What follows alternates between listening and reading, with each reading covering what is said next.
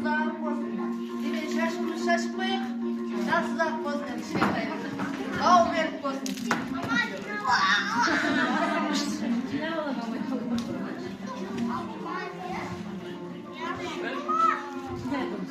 Ал баланы бесікке салмас бұрын енді алдымен салт-дәстүрмен танысып алайық.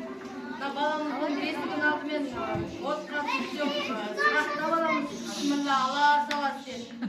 Аластап алғаннан кейін енді оны көсеуді қарып, әр жерінен қарып қоямыз. Бұл бесікке қанша бала жатыр дегенді білдіреді екен.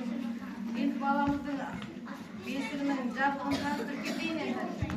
Мына жердің астында мамық көрпесі, жастығы, қолбау, аяқбау дегендер болады бесіктің. Жөндік болады, шүмек. Осының бәрін жұмсақтап, дайындап алғаннан кейін бесігімізді аластап,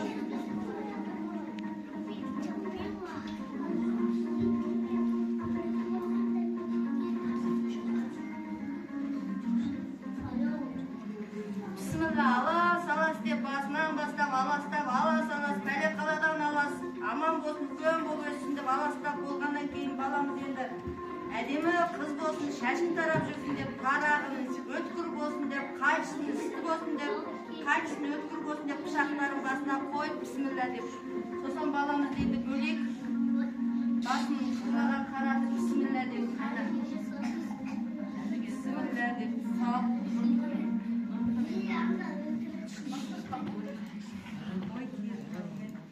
Баламызды бөлемес тұрып тыштымас деп алайық. Тыштымаңыздар келіп. Алсаңыздар, келіп алыңыздар. Атып аласыңыз. Тыштымаңыздар, тыштыма деп. Тыштыма.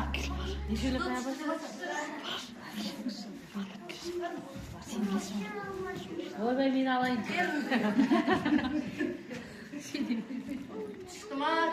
Тыштыма.